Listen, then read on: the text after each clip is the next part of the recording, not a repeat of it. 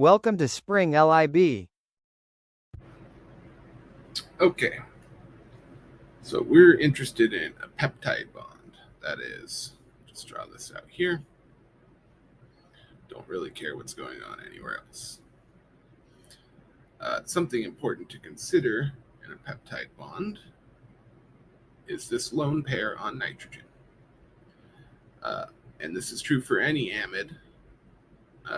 There's a resonance form in which that lone pair pushes there, and the double bond pushes up to become a lone pair on oxygen. And we get the following resonance structure.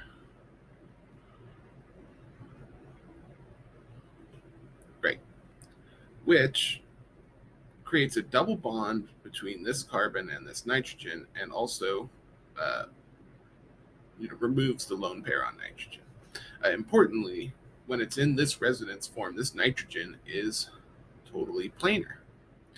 Now, it's more true to say, in a way, that it's not that when this molecule is in a resonance form, nitrogen is planar. In fact, there's some planar characteristic of this nitrogen at all times, right? So one could, instead of drawing two distinct resonance forms, draw the following.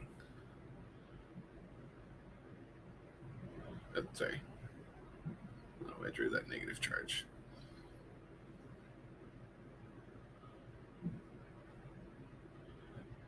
In which we show this double bond being sort of averaged out between the two molecules.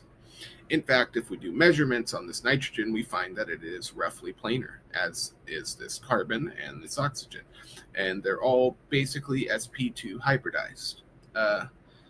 If you want to get into talking about the orbitals of the situation, you could imagine rotating this whole plane such that the oxygen's here, there's a carbon here, and this nitrogen is coming out towards us. Once again, it may not be immediately obvious.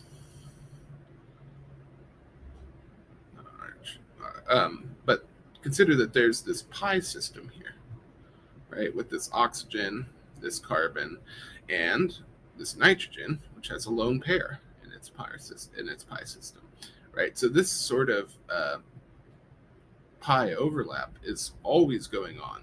We don't really have to consider resonance forms if we think about this in a molecular orbital kind of way, in which, to rotate about this bond, we'd be messing up this big pi MO, this big molecular orbital, right? And this is energetically favorable to maintain this pi overlap.